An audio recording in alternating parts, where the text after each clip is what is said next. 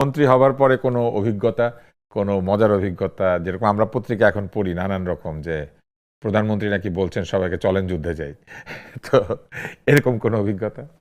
না, অভিজ্ঞতা আমরা যে কয়েকটি ক্যাবিনেট মিটিং করেছি, খুব ভালো অভিজ্ঞতা। এবং সবচেয়ে আশ্চর্যজনক যেটা, আমরা এতটা মানে ধারণা করতে পারি না যে প্রধানমন্ত্রী এতটা অ্যাডভান্স। কারণ আমরা কিছু বিষয়ে আলোচনা তুলি, ওনার এটা মানে বোঝা গেছে আগে থেকে একটা আপনার গ্রাউন্ড ওয়ার্ক করা। এবং পরবর্তীতে আমি যেটা জেনেছি যে আসলে ওনারা যে বিশেষ করে প্রধানমন্ত্রীর পক্ষ থেকে বা বিএনপির পক্ষ থেকে যে নির্বাচনী ইশতেহারটা দেওয়া হয়েছে, তারা কিন্তু মোটামুটি একটা গ্রাউন্ড ওয়ার্ক করেই কিন্তু দিয়েছে। লাস্ট বলা চলে অন্তত এই ৬-৭ মাস ধরেই তারা, যেমন এই যে আগামীকালকে থেকে ফ্যামিলি কার্ডের উদ্বোধন হচ্ছে, এবং প্রধানমন্ত্রী স্পেশালি এটা খুবই কমিটেড যে তার যে নির্বাচনী যে অঙ্গীকার ছিল সেগুলোর বাস্তবায়ন এবং দৃশ্যমান অগ্রগতি। তিনি বারবার বলেন যে আমাদের কথায় বললে হবে না, আমাদের কাজ করে দৃশ্যমান অগ্রগতি দেখাতে হবে।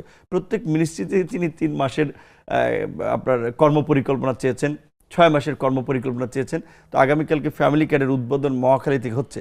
তারপরে সরকারের আমাদের যে নির্বাচনী স্টেজ ছিল খাল খনন কর্মসূচি, এগুলো এবং কোন উপজেলায় খাল খনন হবে এগুলো কিন্তু ওই সময় লিস্ট করে। এবং আমি শুনেছি একটা মিটিংয়ে আপনার ধরেন তার লিস্টে ছিল না, কিন্তু কোনো একটা উপজেলার নাম আর কি ফার্মার্স কার্ড ইয়ের ক্ষেত্রে আপনার এসেছে।